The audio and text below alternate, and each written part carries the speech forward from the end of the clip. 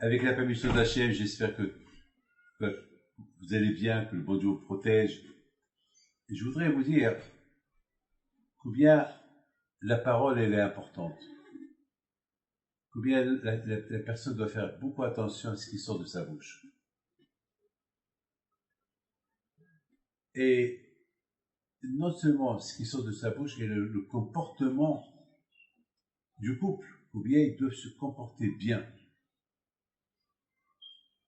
Et combien l'homme et sa femme doivent toujours discuter.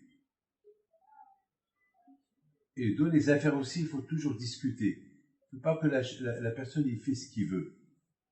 Lorsqu'on est deux, alors il faut toujours discuter. Comment arranger les choses pour ne pas qu'un fait une chose, l'autre il fait l'autre chose. On voit Nadav et Abihu, ils sont fautés. Ils sont morts tous les deux, Nadav et Abihu. Pourquoi? Parce qu'ils n'ont pas consulté. Ce qu'ils devaient faire, ils devaient consulter. On peut le faire, on peut pas le faire. Il y a dans Péché Avot, on a dit que Ma'be'etza ma'betebona. De plus qu'on consulte, de plus qu'on demande, alors on a la sagesse. Il ne faut pas trop demander beaucoup de gens parce que chacun va te donner son avis. Il faut avoir une personne, tu la consultes, c'est une personne en qui tu as confiance. Il y a aujourd'hui beaucoup de gens qui vont chez tous les rabbins et chaque rabbin leur dit une chose et c'est pas bon. Il faut choisir. Je demande un et je suis ce qu'il dit. Et Dieu est grand. Il y a un rabbin qui a raconté une histoire. Il a dit que il y avait un couple qui se sont mariés. Le couple s'était bien passé. Et tout le monde qui a assisté à ce mariage, ils ont vu la beauté de ce mariage. Et c'était fantastique, c'était extraordinaire. C'était tellement émouvant, le mariage, la musique, les parents, les beaux-parents, les invités, tout était bien. Et après, lorsqu'ils ont quitté la synagogue, tout le monde qu'ils ont suivi, et voilà, ils sont rentrés dans la voiture pour les emmener à prendre des photos, comme il y a l'habitude. Et soudainement, il se passe, dès qu'ils sont rentrés dans la voiture, plus de sourire entre le couple, rien du tout. C'est ce que le chauffeur il raconte. Chacun a pris son téléphone et chacun il a commencé déjà à parler au téléphone. La Kala elle parlait avec ses copines de tout et le Hatan lui aussi. Au lieu que maintenant qu'ils viennent de se marier, qu'ils se concentrent un peu à discuter un peu leur avenir, leur vie, et ils ont déjà commencé le téléphone, ça les a déjà séparés. Beaucoup de fois, le téléphone déjà, ils séparent depuis le mariage. Beaucoup de fois, qu'est-ce qu'on voit aujourd'hui? Dans les maisons, la femme dans son téléphone, et l'autre avec son téléphone, les enfants avec le téléphone, et presque personne n'est réuni. La famille est désunie là où elle devait être unie. La famille, elle est désunie là où elle devait être unie. Et bien sûr, le téléphone, c'est la médisance, parler sur celui-là, passer sur celui-là. Heureusement, pour ceux qui sont religieux, il y a le Shabbat, que le Shabbat, il n'y a pas de téléphone. Mais aujourd'hui, il y a une nouvelle mode, aujourd'hui. Je dis, il y a beaucoup des kiddush pour le Shabbat. Les gens, ils vont faire prendre le kiddush à gauche et à droite, après ils rentrent à la maison saoul, ils ont, la femme, la pauvre, elle a préparé la table de Shabbat, et qu'est-ce qui se passe? Il se passe que le monsieur rentre saoul, il se dispute avec sa femme. Et ça, c'est des choses que j'entends tout le temps. Tout le temps, c'est la nouvelle mode aujourd'hui. Avant, il y avait un kiddush dans les synagogues. Aujourd'hui, non seulement le kiddush à la synagogue, mais chacun il fait son kiddush et ils insistent que chacun il vient chez le kiddush de l'autre. Et alors, il va faire comme la Mimouna, et il va aller à gauche et à droite, et à la fin, le Shabbat, il est ruiné. Il est ruiné le Shabbat. Le Tzara, il est très fort, il trouve toujours des systèmes comment apporter des histoires entre un couple. Vous savez que Ramim, ils disent que Moshe Rabbeinu était dans le ciel pour recevoir la Torah. Entre-temps, les Juifs, ils ont fait le veau d'or. le délai de jour que Moshe Rabbeinu devait venir, ils se sont trompés de 6 heures. Ils ont dit, ah, Moshe, il a dit qu'après 40 jours, il vient, il n'est pas venu. Et puis, ils ont dit, bon, alors, ils sont partis chez Hur. Hur, c'était le responsable, celui que Moshe Rabbeinu a mandaté de surveiller les Juifs, de ceux qui approvaient qu'ils viennent chez lui. Ils lui ont dit, tu vas nous aider à faire une idolâtrie, un veau d'or. Et parce qu'ils étaient ils voulaient, vous savez que c'était ces gens-là qui ont demandé qu'on leur fait faire un veau d'or, ils étaient des grands sorciers. Ils n'avaient pas besoin de Hur. Et pourquoi ils ont pris Hur, soi-disant, parce que Hur c'était comme un grand, c'est-à-dire que les gens, ils vont dire, ah, c'est Hur qui a fait ça. Ça veut dire que c'est comme, ils ont voulu un Hercher, un tampon d'un rabbin. Et Hur, il a dit non, je ne veux pas vous faire. Ils l'ont tué, ils l'ont égorgé. Ils sont partis chez Aaron. Fais-nous un Dieu. Voilà, ton frère n'est pas venu. Et il leur a dit, mais il va venir. Non, il ne va pas venir, fais-nous un Dieu tout de suite. Sinon, on te fait ce qu'on a fait à... Ils ont volé ce qu'on appelle un Hercher. Vous savez, aujourd'hui, lorsque tu achètes du vin, s'il n'y a pas un tampon qui est cachère, tu ne l'achètes pas. Et tu achètes là. Alors, eux, ils ont voulu rendre ce qu'ils vont faire Hercher, cachère. Alors, il a dit, bon, il l'aura fait. Et vraiment, il n'a rien fait. Simplement, il leur a dit apportez les bijoux, apportez de l'or. Ils l'ont jeté dans une marmite et le veau d'or, il est sorti. Ça veut dire que déjà, le gros travail, c'est eux qui l'ont fait. Mais Aaron, qu'est-ce qu'il a fait? Il leur a dit apportez l'or, c'est tout. Mais c'est eux. Aaron, à la Vachalon, il a dit je préfère que je fais une faute, que le bon Dieu me punit à moi, il ne punit pas les Juifs. Et au total, c'était que 3000 personnes qui ont fauté. Mais le fait qu'il y avait tous les Juifs qui étaient présents, ils n'ont pas protégé Aaron et Hur, parce qu'il y avait là-bas 600 000 Juifs, ils auraient pu faire une révolution contre ce Erev Rav. Ils auraient pu faire une révolution et on terminait avec eux. Non. Le fait qu'ils n'ont rien. Il y a beaucoup de fois, tu vois quelqu'un qui faute, le rabbin dit bon, c'est pas rien. Bon, c'est pas grave. Bon, c'est pas grave. Non. On n'a jamais eu le droit de dire c'est pas grave. Lorsque le rabbin voit quelque chose qui se passe dans la communauté, il faut qu'il parle, il ne faut pas qu'il ait peur, il faut qu'il dise ce qu'il pense, sinon c'est lui qui prend la faute. Une fois chez moi à la maison, il y avait quelqu'un qui est venu chez moi, il n'était pas très haute, et j'ai dit à ma femme, je veux plus qu'elle vienne. Elle me dit, mais c'est pas grave, ça y est du tout, et elle va faire tes cheveux. Je lui dis non. Chez moi à la maison, c'est impossible. Si j'étais seul, d'accord. Mais il y a des gens, il y a mes enfants. Je peux pas. Je veux pas que mes enfants, ils croient que je peux tolérer des choses pareilles. Je peux pas. Et donc, ma femme, elle avait honte. Donc, c'est moi qui l'ai fait. Je dis, madame, je vous en prie, la prochaine fois que vous venez chez moi, bah au Khabar, mais c'est honte.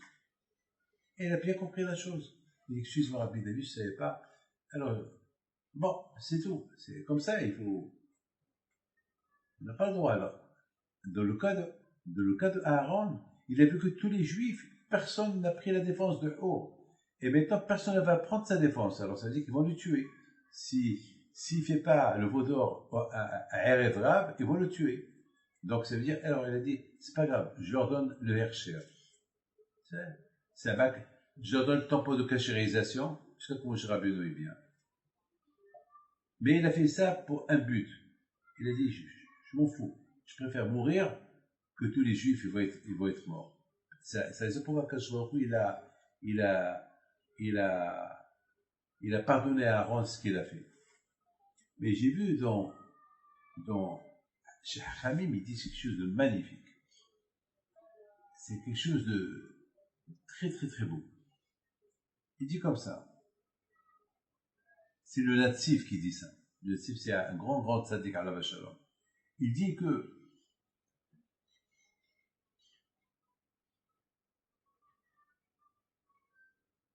Hachem, s'il a puni les Juifs parce qu'ils ont fait le veau d'or, il n'aurait dû pas les punir parce qu'ils n'étaient pas Les juifs, ils n'ont rien fait. Ils n'ont pas été punis parce qu'ils ont fait le veau d'or. Parce que ils avaient peur. Ils ont vu que Moshe Rabbeinu n'est pas là. Alors, ils ont dit que Aaron, il n'a pas la capacité de Moshe. Il ne peut pas être notre leader. Et Aaron aussi ne peut pas être notre leader. Alors pourquoi Hachem les a punis? Il dit le natif. Il les a punis. Parce qu'ils ont fait 2 fautes. C'est 2 fautes que personne ne pouvait les voir.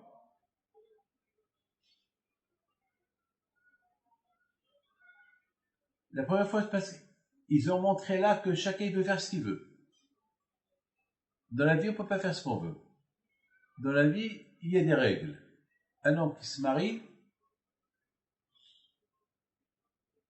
il y a des règles comment se comporter avec sa femme. Et la femme, il a les règles comment se comporter avec l'homme. Dans une communauté, il y a des règles. Il y a le rabbin. Il y a aussi des règles pour le rabbin, être gentil avec la communauté. Dans la vie de chaque jour, c'est des règles. Tu conduis une voiture, il y a des règles. Tu ne peux pas rentrer dans une rue qui est les sens interdits. Il y a des règles. Il y a des règles. Tu ne peux pas conduire une voiture si tu es saoul. Il y a des règles. Et là, ils ont fait une faute. Chacun a voulu faire ce qu'il veut. Ils sont 3000 juifs qui ont fait le veau d'or. Ils voient la majorité qui ne veut pas les suivre. Alors comment vous faites ce que vous voulez? Et la deuxième grave faute qu'ils ont fait,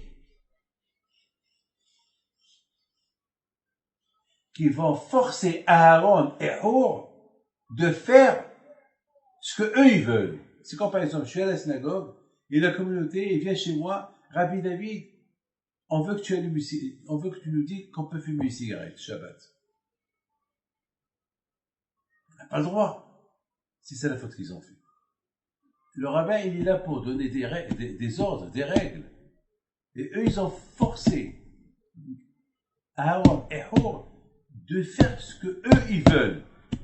Attends, mais il y a la Torah.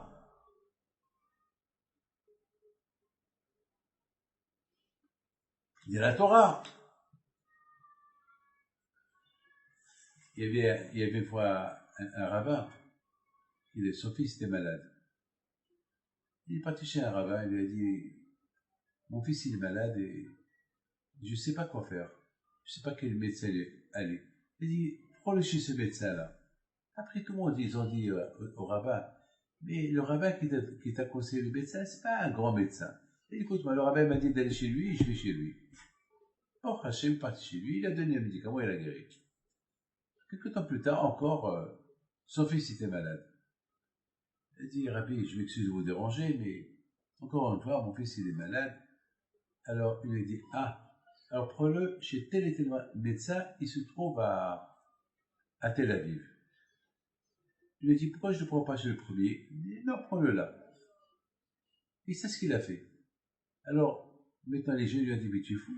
Mais ce rabbin qu'il est à Tel Aviv, il est vieux, il est plus médecin, et il ne va même pas te recevoir. Il dit, écoute-moi, le rabbin m'a dit de faire ça, je fais ça. J'écoute le rabbin. Effectivement, il est parti chez l'autre rabbin. Ça, c'est une histoire en résumé. Hein. C'est Yaakov Galinsky à la Shalom qui la raconte. Donc il va avec son fils chez le rabbin, chez le docteur, un professeur à Tel Aviv, et bébé, il voit là-bas que le professeur, il est vieux. Il tape à la porte, il dit, voilà, vous savez, mon fils, il est malade, il a ça et ça. Il dit, tu sais, mon fils, que moi, je suis plus médecin, je suis vieux, et je suis plus à... Il dit, mais le Hazon Ish, il m'a dit de venir chez toi. Puisque Hazon Ish, il t'a dit de venir chez moi, alors, il n'y a pas de problème. Bon, tu sais quoi? Je vais te donner ce médicament, je crois que je l'ai à la maison. Je te donne. Et il lui a dit, comment, le Hazon Ish, il se rappelle encore de moi? Il dit oui. Alors, Mina Shamaï, j'ai pas de médicament chez moi, mais ce médicament-là, je l'ai. Je l'ai pris avec moi. Peut-être, Hazon Ish, il a vu de loin. Quand un jour tu vas venir chez moi, Alors j'ai pris ce médicament, voilà, je l'ai gardé, je l'ai donné, il a guéri. Qu'est-ce qu'on va dire ici? On va dire ici que le Rav, on l'écoute. Le Rabbi Yaakov Galensky était un grand tzaddik, mais lorsqu'il devait demander, il est parti demander au Hazon Ish. Le Hazon Ish lui a donné des solutions que, a priori, c'était dur à les accomplir. Mais les accomplir, il a réussi à la fin. Alors là aussi, on voit que on ne peut pas dicter à un rabbin quoi faire. Le rabbin, c'est ce qu'il fait. Parce qu'Hachem, il aide. Après, ils disent que Moshe Rabbeinu, chaque fois qu'il parlait avec les bénis Israël, quand je pourrais parler à travers la voix de Moshe Rabbeinu. Et j'ai vu dans un livre cette semaine qui dit que lorsqu'un tzaddik qui donne un cours, un Kadosh Baruch Hu, il rentre dans la gorge du tzaddik pour que la Torah qui dit, c'est comme si c'est un Kadosh Baruch Hu qui l'a dit. Il y avait une fois un rabbin qui est venu pour donner un cours de Torah. Il y avait un autre rabbin qui était malade. Il s'est levé pour aller écouter le cours de Torah de ce rabbin. Alors ils lui ont dit, mais attends, mais tu es malade. Il a dit, même si je suis malade, je suis obligé d'aller. Pourquoi tu es obligé d'aller? Parce que ce rabbin-là, je sais, il parle tellement bien, et je sais lorsqu'il parle, c'est Hachem qui parle à travers sa voix, alors je vais aller écouter la voix d'Hachem. C'est de la folie, ça. C'est de la folie, ça. Mais pourquoi je vous dis tout ça? Je vous dis tout ça pour vous dire que ces gens-là qui ont fait le veau d'or, Hashvi Shalom, non seulement qu'ils ont voulu que Hor et Aaron fassent ce qu'eux ils veulent, mais ils veulent, indirectement ils veulent que c'est Hachem qui fasse ce qu'eux ils veulent. Alors que la Torah n'est pas comme ça. La Torah, c'est nous, on doit écouter Retzon Hachem. Retzon Hachem, il faut que nous, on écoute la parole d'Hachem. C'est pas, Hachem nous a donné des mitzvot à faire, on doit les faire. C'est pas que nous, on va inventer des mitzvot et obliger Hachem que ces mitzvot à lui, on les fait pas et on fait que des mitzvot que nous, on veut faire et Hachem, il va donner son Hercher. Non. La chose est ce que Hachem, il veut, nous, on doit le faire. C'est pas que nous, on va dire à Hachem quoi faire. Alors, sinon, on doit dire à Hachem quoi faire, c'est la fin du monde. Le Erev Rav, ceux qui ont fait fauter les Juifs avec le veau d'or, ils ont voulu changer la Torah. Quoi Hachem il leur donne et quoi Hachem il va supprimer de la Torah et que c'est eux qui vont le faire. Ça marche pas comme ça. Il y a que dans des cas, la Torah dit, la Torah dit, Hachem nous a donné la Torah pour vivre. Hachem nous a pas donné la Torah pour mourir. C'est la raison pourquoi Shabbat, si quelqu'un est malade, Shabbat, alors on a le droit de profaner Shabbat pour lui. Pourquoi? Parce qu'on dit, c'est mieux qu'il profane un Shabbat pour qu'il fasse beaucoup de Shabbatot. Comme ça il guérit, il fait beaucoup de Shabbatot.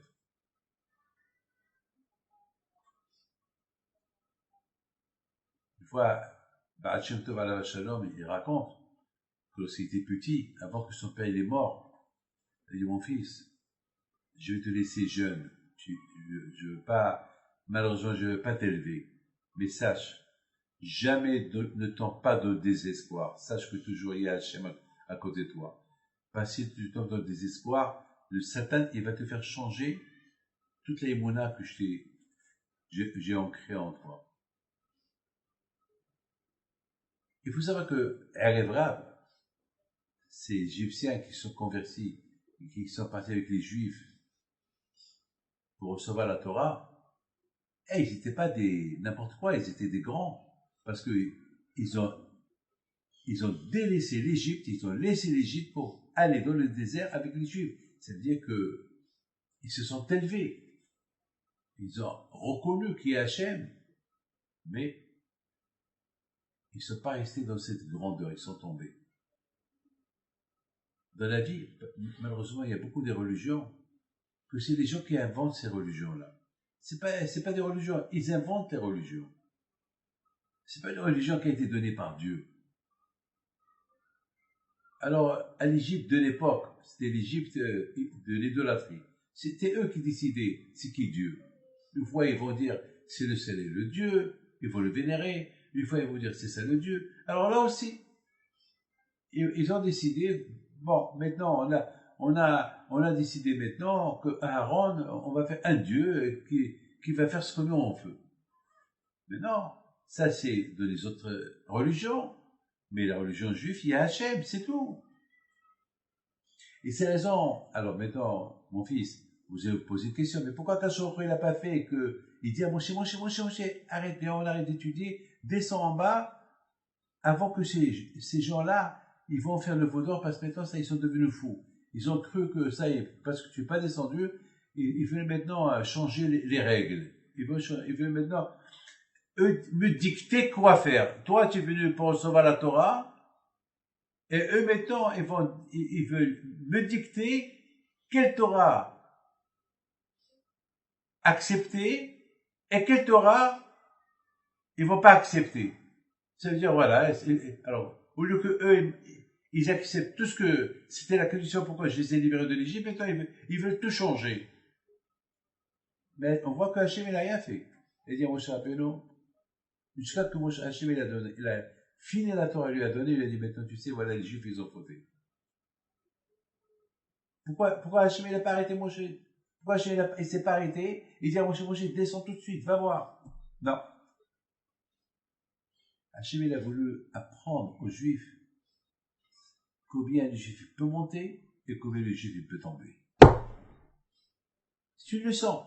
Ça vaut la peine de donner une leçon. Ça vaut la peine que Moshe Rabbeinu il descend, il casse l'étape de la loi, ils vont remonter, et pour que les Juifs font teshuva, pour qu'ils apprennent que un Juif il peut monter, il peut tomber. C'est ce qu'on a fait dans le Pekavot hier. Atami be'atzmach adjumuta. Ne crois pas en toi tant que tu vis. Parce que tant que tu vis, tu peux tomber. Le Sarah est très fort. Donc toute ta vie, il faut rester au même niveau. Fais attention, fais gaffe, le Satan. Voilà, il y a quelqu'un que je connais très très bien, religieux, gros donateur, tout ce que tu veux, tout ce que tu veux. Il a voyagé. Et il y avait un monsieur à côté de lui. Ils ont commencé à discuter dans l'avion.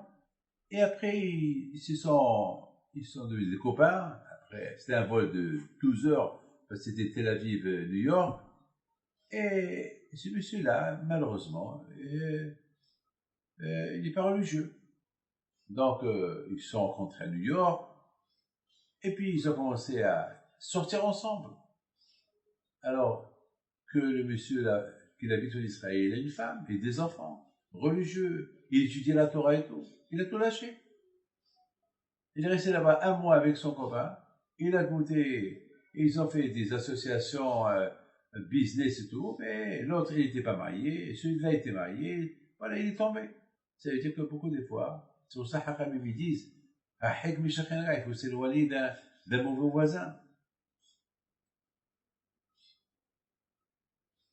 Sans Torah, l'homme il tombe. Il faut l'effort. Pas que la Torah. Voilà ce monsieur-là, il étudie la Torah, il fait tzedaka, il fait tout, mais l'effort. C'est-à-dire, il faut que la Torah elle soit ancrée dans ton corps.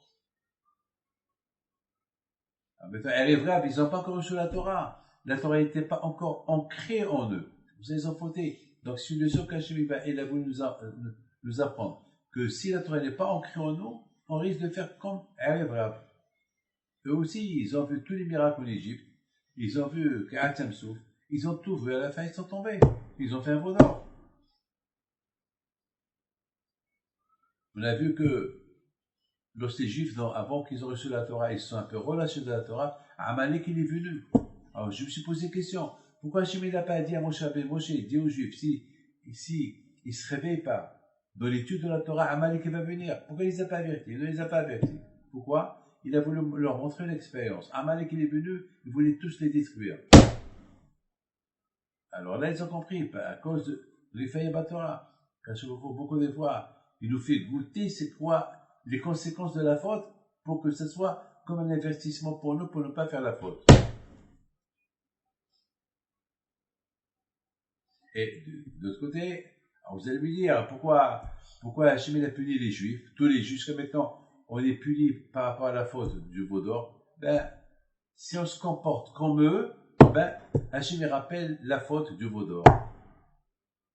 Et le fait que les Juifs là-bas, ils les ont laissés faire, donc ils ont été tous punis. Pour t'apprendre qu'on n'a pas le droit de laisser quelqu'un fauter, il faut lui parler.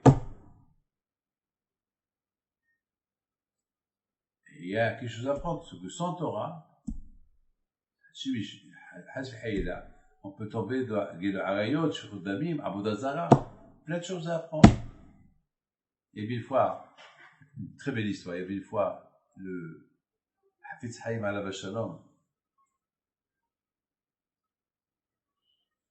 Il était vieux, très vieux. Et sa femme est décédée. Et puis, ils ont demandé à une vieille femme de lui faire, chaque fois qu'elle voit Hafiz Haïm, il traverse la rue pour entrer à la synagogue, qu'il lui prépare un thé chaud. Bon, le premier jour, Hafiz Haïm n'a rien dit. Mais le deuxième jour, le Hafiz Haïm a commencé à crier. Il a commencé à crier. Il criait. Alors, ils sont venus, qu'est-ce qui se passe? Il leur a dit, mais pourquoi cette femme m'apporte du thé? Ils lui ont dit, mais pour te chauffer. Il a dit, mais c'est une femme, pourquoi vous ne m'avez pas cherché un homme? Mais Rabbi, mais tu es vieux. Elle aussi, elle est vieille. Il leur a dit, mais vous croyez que les Sahara, il fait attention entre un vieux et un jeune? Même un vieux, le Sahara, il vient. Regardez comment le Hafiz Haïm Alav Shalom, il voyait les choses graves, la gravité de la chose. À Kolpanim, on a commencé notre discussion avec ce couple-là. À peine ils se sont mariés, déjà, ils se sont séparés. Déjà, dans la voiture, chacun avec son téléphone. Non. Déjà, le téléphone. Et d'un côté, aucun ne parle. La plus belle chose pour réussir dans la vie, c'est la discussion. Par les tikshorets, la communication. La communication. Il y a ce qu'on appelle une communication. Il y a quelqu'un, un rabbin qui a dit, il y a une communication qu'elle bloque la communication. Alors d'un côté, chacun avec le téléphone, c'est une communication, mais de l'autre côté, cette communication, elle est à la place de se communiquer entre le couple. Et c'est pas bien.